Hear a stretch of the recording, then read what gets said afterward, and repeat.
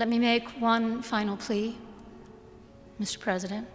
In the name of our God, I ask you to have mercy upon the people in our country who are scared now. There are gay, lesbian, and transgender children in... You can't teach the Bible, but you can teach children that America is evil and that men can get pregnant. A man can get pregnant. She is the worst preacher I have ever in my life heard. It was awful. It was so bad. I'm grateful my wife was not there. She would have ran out of that church. If you're angry with the Christian bishop for asking a president to have mercy on vulnerable people, then you misunderstand Christianity. There is this video of this American pastor. Her name is Budde, if I'm not wrong. She pleaded to Trump that Trump, please forgive our sons and daughters who are gays and lesbians. Please forgive or consider the immigrants, you know. And a lot of people talked about this. It was like, it went viral. And people were supporting her, saying that she did what Jesus could do. And others were not supporting her, saying that she has brought political in church. Now, let's listen to her video, and then we listen to the clips of people who are reacting on her video. And again, we'll come back here and talk about it. Let me make one final plea, Mr. President. In the name of our God, I ask you to have mercy upon the people in our country who are scared now. There are gay, lesbian, and transgender children in Democratic, Republican, and independent families, some who fear for their lives.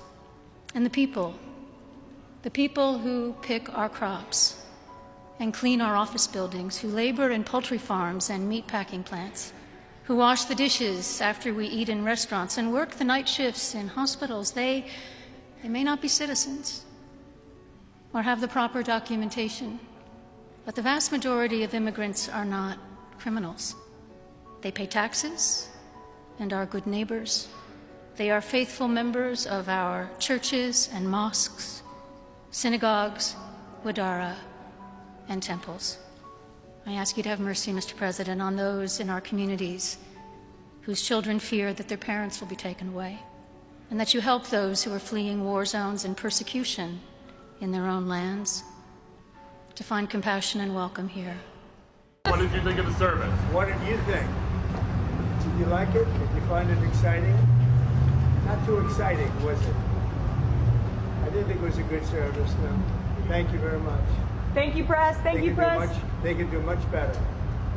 You can't teach the Bible, but you can teach children that America is evil and that men can get pregnant. A man can get pregnant. Are you comfortable with the role and the level of Christianity in our politics today? I'm very concerned about the way the message of Christianity is being distorted in our country right now. I think it's a cause for deep concern. I feel it's an abuse of the faith, and I have to be very careful because I'm not perfect in my understanding of what it means, to be a perfect Christian. I'm not a perfect Christian and I'm not a perfect American, but I think we are walking on very thin ice now. I would encourage anyone who buys a Bible to read the Bible, and in particular to read the teachings of Jesus, and then to set our policies, if we're going to call ourselves a Christian nation, against the highest aspirations that Jesus calls us to. She is the worst preacher I have ever in my life heard.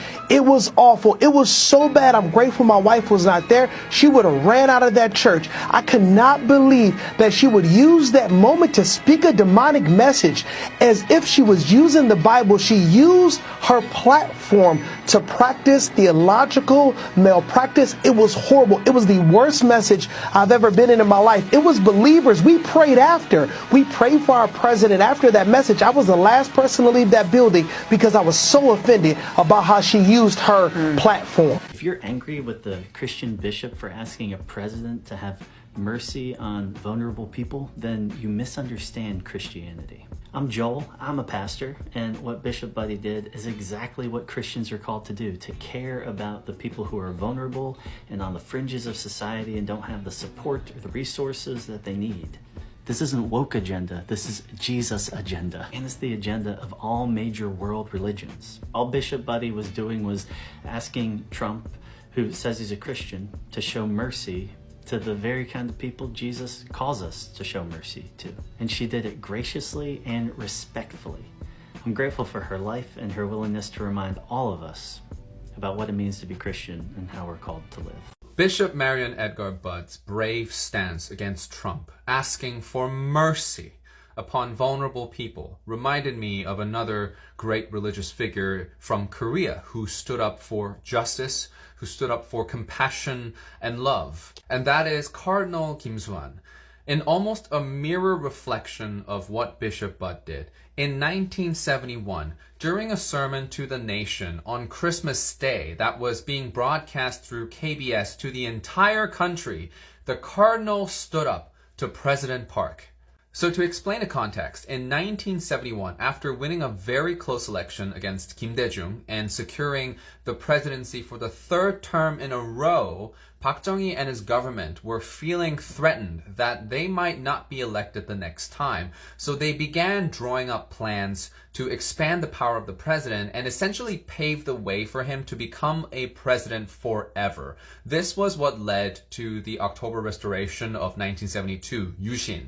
And by the end of 1971, the signals were there that Park Chung-hee's government was planning to do this. So Cardinal Kim Soo-han, during his Christmas sermon to the nation, directly addresses Park on this matter. He said, and I'm translating here, quote, "Mr. Park, do you know, where there is no justice or love, there is no peace or happiness. And where there is no peace, there is no stability or order. I ask the government and the ruling party is giving more power to the president when he already has so much power, truly something that will benefit the people of this country." End quote. Park Chung-hee, who was watching all of this from the Blue House, was furious. He called KBS and told them to cut the broadcast right away. And the Cardinal was risking his life saying this because this was at the height of Park's power. But this was who the Cardinal was. He was a relentless activist. One of his most famous deeds is when he protected protesters in June of 1987 when Korea was under the dictator that came after Park Chung-hee, Chun Doo-hwan. When the June Democratic struggle first broke out, student protesters flooded the streets demanding justice for Park Jong-chul, a student activist who had lost his life while being waterboarded by the police. The authorities reacted by releasing brutal violence. Hundreds of protesters escaped into the Myeongdong Cathedral. The police wanted to get into the cathedral to arrest the student protesters, and in response, Cardinal Kim Soo-han sought to defend the protesters. So he told the police the following, quote, "If the police come into the cathedral, they will first face me in the very front. Behind me will be the priests. Behind the priests will be the nuns, and the students are behind the nuns. If you want to arrest them, you will have to beat down all of us to get to them." And afraid of the consequences of what might happen if they offended the Catholic order, especially when they needed a global support for their precious 1988 Seoul Olympics, Chun Doo-hwan's forces decided to stand down.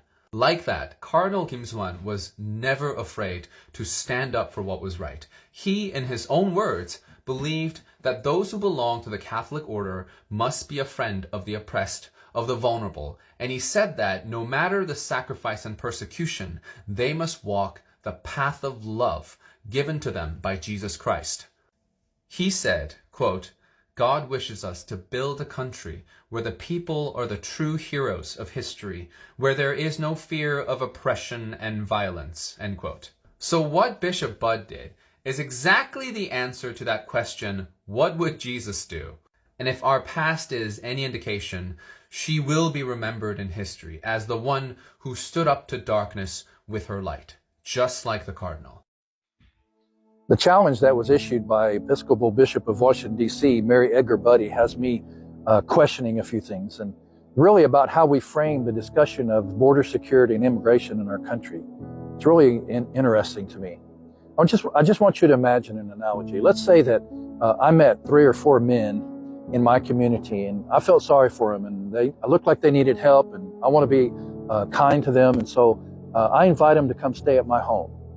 So I come up the front porch, and my wife meets me at the door, and she says, "What are you doing?" "Well, I met these 3 guys, and they look like they need help, and so I invited them to stay with us." And she would ask me, "Who are they? Where are they from? What's their background? Do they have criminal records? Do they have any communicable diseases? What kind of character do they have? Who are these guys?" And I would respond to my wife and say, "Honey, don't be such a racist and a xenophobe." Well, she's not being racist and xenophobic by questioning who is coming into our home, because we live in a world where there's good and there's evil, and as much as we want to be kind and generous and share the blessings of what we have to use good common sense. It's the same thing as when we go to bed at night, we lock our doors. I don't lock my doors at night when I go to bed because I'm a racist or a xenophobe. I lock the doors at night because I recognize that there are evil people in the world, people that would do us harm. And so it's just a matter of personal responsibility and common sense. And it's the same thing to me with our border.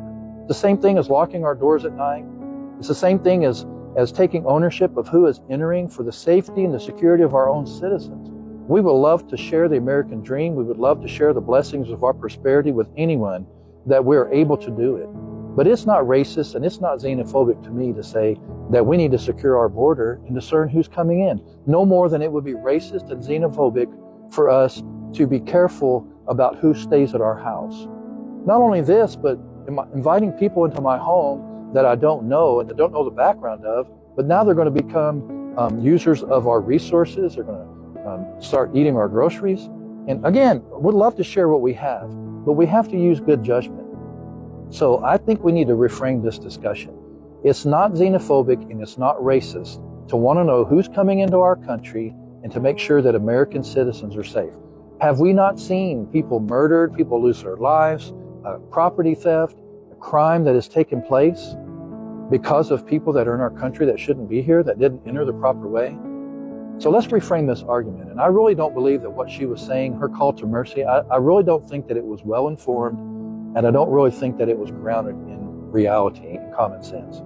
And so I just think we need to consider how we frame this discussion. She spoke the truth to power. The human being is a real role model to follow. But I'd like to start by asking you about that bishop who we were just listening to before we crossed to you.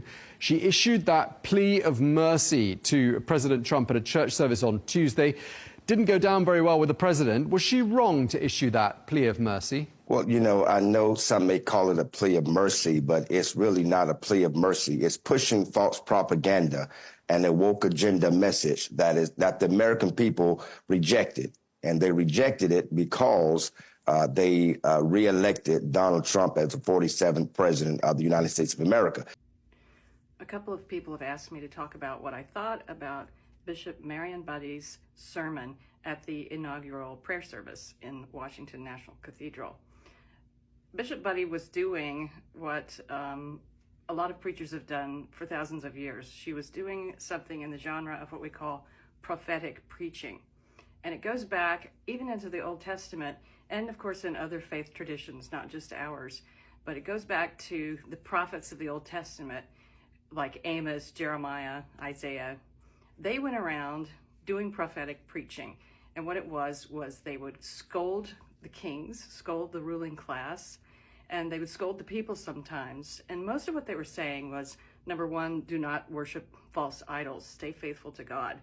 The other message that they kept saying over and over and over, all the way down through John the Baptist, was you have to take care of the poor, the marginalized, and the oppressed. What they were doing, what John the Baptist was doing, what Jesus was doing, was saying to leadership, you need to get right with God. This country needs to get right with God by taking care of the people who are vulnerable. And they were mad about it too. The prophets tended to not be popular people. It was a dangerous thing, and it still is, to scold powerful people. The prophets of the Old Testament and John the Baptist and Jesus ended up being executed for what they were saying. because people were not happy about hearing it. Nobody likes to be scolded. So Bishop Budde is part of a long tradition of prophetic preaching. Some people don't hear it that much because preachers tend to not want to do that kind of preaching because it gets them in a lot of trouble. You have to have a lot of courage, and you have to really be convinced of what you're saying. You have to be willing to die for it in order to say those courageous words in front of powerful people. And through the ages, prophets such as Dr. Martin Luther King have been executed by angry people who didn't want to hear that message. But the overriding idea is you can kill the messengers, but you can't kill the message. The message has always been we have to take care of the poor, the marginalized, and the oppressed. Do I agree with what Bishop Budde said? I agree with a lot of it, probably 95% of it. And I will defend to the death, as Voltaire said, her right to say it. Whether I agree with someone or not, I defend their right to say what they truly believe in their hearts. She is a courageous woman. She's part of my denomination, the Episcopal Church. The Washington National Cathedral is part of the Episcopal Church. That is her cathedral. That's where she centers her ministry. That's where she runs the diocese from. She is a powerful person in our denomination, and she chose, as this little tiny woman with a very sweet voice, chose to scold the leadership, just as John the Baptist, whenever people came out to see him in the desert, he immediately called them a brood of vipers. That didn't make him very popular. He later on ended up being beheaded for saying what he was saying, but he could not hold back. He had to tell people that he wanted them to get right with God, because it's a loving thing to do to tell people, you got to get right with God, because God is not happy with you not taking care of the poor, the marginalized, and the oppressed. Martin Luther King, one of the great prophets, said, the church is not supposed to be the master or the slave of the state. The church is meant to be the conscience of the state. We have to scold people. We have to say, remember what we're supposed to be doing, because that message has never died ever since ancient times. So I commend Bishop Budde for what she did. I pray for her safety because she is in a dangerous position right now, and I will defend to the death her right to say it. Bishop Budde was the first bishop I served with as a priest. I've heard some dismiss Bishop Budde's words from Tuesday as politics in the pulpit. Have you ever noticed people only complain about politics in the pulpit when they disagree with the particular politics? Frankly, if asking for mercy is political, the problem isn't in the pulpit. Still, I can tell you that the Bishop Marianne Budde, the so-called, and she is indeed so-called, Bishop of Washington, she's not preaching a party platform. Mercy is one of the most biblical values I know. And the preacher that I saw gently pleading with the President of the United States to practice mercy toward the LGBTQ+ community, asking us all to hear the cries of trans kids across this country who are scared, that is the same bishop who, when I was scared to tell the church formally that I was planning to marry my husband, wrapped me in a huge hug and blessed me. The preacher I heard standing up for undocumented people on Tuesday, I watched for 3 years when I was ministering in a congregation in her diocese with undocumented people. I saw what it meant to them that their bishop would speak with them in Spanish, that she took time to know their names, their stories. I have watched Bishop Budde stand up time and again for justice, for basic human decency, and I've had the privilege on occasion to stand with her. So Tuesday, I was suddenly sharing a mentor with the whole wide world. I was proud and yet again challenged by the good bishop to deepen my own commitments, my own faith. At this point, I believe it's safe to say that most Americans have seen the Bishop Marianne Budde's sermon at the National Prayer Service in Washington, D.C. And let me just start with this. Her sermon is not about being woke or political. Her sermon is about the gospel. Her sermon is the gospel. Historically, Christians have been at the forefront of social justice movements, and it's ultimately guided by our faith's call to love, equality, and dignity. And the call to justice is not just about words, but also about action. Y'all, her prayer was rooted in the desire for unity, which then leads to respect, dignity, and humility for all people. The beautiful thing is our nation really needed to hear, obviously, what the Bishop Marian Budde had to say to us and to our political leaders during this time. What is the role of the church in the society? What is the role of spiritual leaders or pastors, ministers, in the society? Because when you talk about spiritual leaders or church, we talk about Christianity. Sometimes I don't understand Christianity. Sometimes I do understand Christianity. Sometimes I do support what Christianity says. Sometimes I do not support, because there's a lot of mix-up between Christianity. And I believe this started once we had denomination from the first church, or once everyone was trying to, to use someone's religion. Okay, it could be more of understanding if, like, for example, me as a black person or as an African, I could just continue worshiping how my ancestors worshipped. No confusing. After this pastor went viral of this speech, Donald Trump was asked if what he think about it, and he said it was unprofessional. And even if you remember, the black pastor who prayed in the inauguration of Donald Trump said that this is the worst pastor she has made. You have listened to him. But again, there's a white pastor who has supported her, saying that it is the best thing to do. I've seen a lot of people supporting her, saying that he is or she is doing what Jesus could do, which I'm not sure. Okay?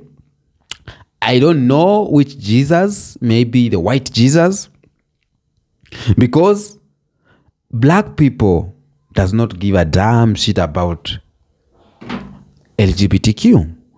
We don't. It's not our problem. And even if you've come across a video of Uhuru Muigai Kenyatta, the former president of Kenya, said that this is not our problem.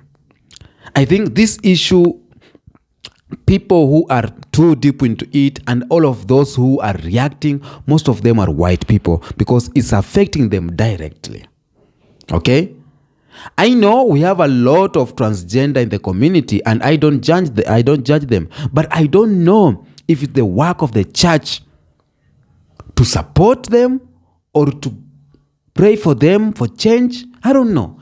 Because today, church will wake up and tell us LGBTQ is bad, transgender is bad, gayism is bad. And the other day, another preacher will come and say, this is good. They are all the sons of God and daughters of God. Today, the Pope will say we don't support. Tomorrow he wakes up and pass a bill to supporting gays and lesbians, which I don't want to go deep into that. But as a church, where do you fall? Those who are going to church or those who are Christians, tell me, where do you fall? Do you support this pastor or you are not supporting her? Because it is challenging. Right now, when you go to church, talk about lesbianism and gayism, people will look at you like it is a satanic. You are talking about satanic things here in church, which for me, I find it. But again, if you hate, it's bad.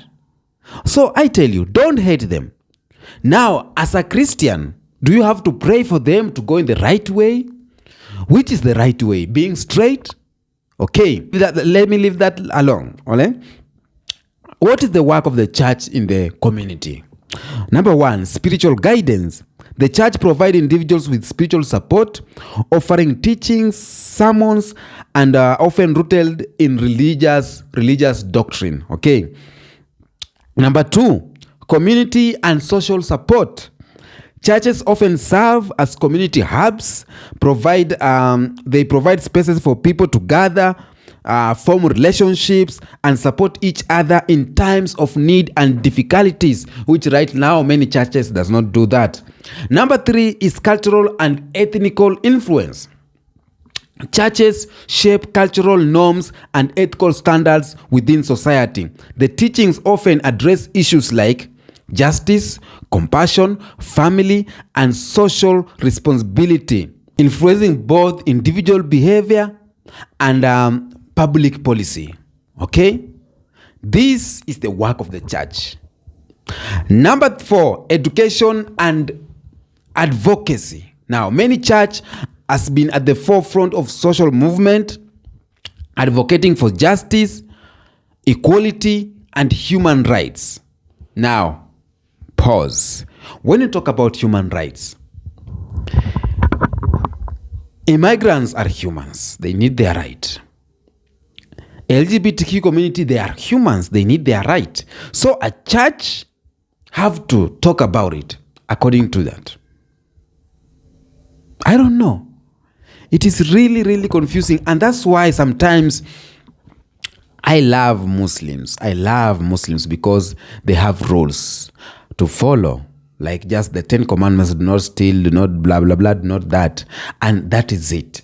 Every mosque, they will preach that. Every Muslim will follow that rule.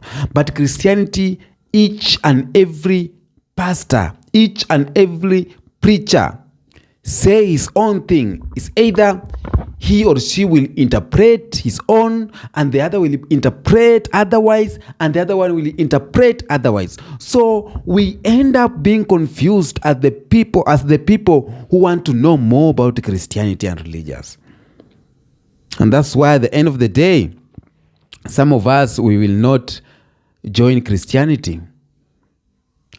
We will not join Muslim. We will not join any religious. But we will be here and join the real God. Praise upon to the Lord. Okay? The creator of the earth and heavens. But if we depend on these tools to link us to the God, they are so confusing. And that's what I don't want. I don't want to be confused. Now, this pastor, she pleaded with Trump on that pulpit, on that platform, to forgive or to have mercy on lesbians or gays, to have mercy on immigrants, to have mercy with these laws. But I found it being unprofessional as a preacher, because this is unprofessional, because you could call that leader. This is a president of a country and knows what he's doing. And again, you are a leader of a church. You think you know what you are doing. So you could have invited him, or you could have been invited and go and talk about these policies privately. Upon doing this is a political move, according to me, not according to you. I've seen people saying that it is not a political move. I've seen people saying that if you think this is a political move, you are a fool. Then I am a fool. Because the laws that Trump has kept during his campaign, his manifesto and agenda, they knew that this will happen. They knew this will happen, and they voted massively to him. And it is not a bad thing. Okay? Personally, the borders, we secure borders because of security issues. So if a leader decided to close its borders, according to him, it's not bad. So it's either you look for proper documentation to be there, or you go back to the country and come back again with the proper documentation. Because between these, you will get criminals, and you know how it is. It is according to security issues. And that's what Trump believes. You know? So I don't see any issue there. Number 2, Trump said they will have only 2 genders in the United States, which is a man or a boy and a girl.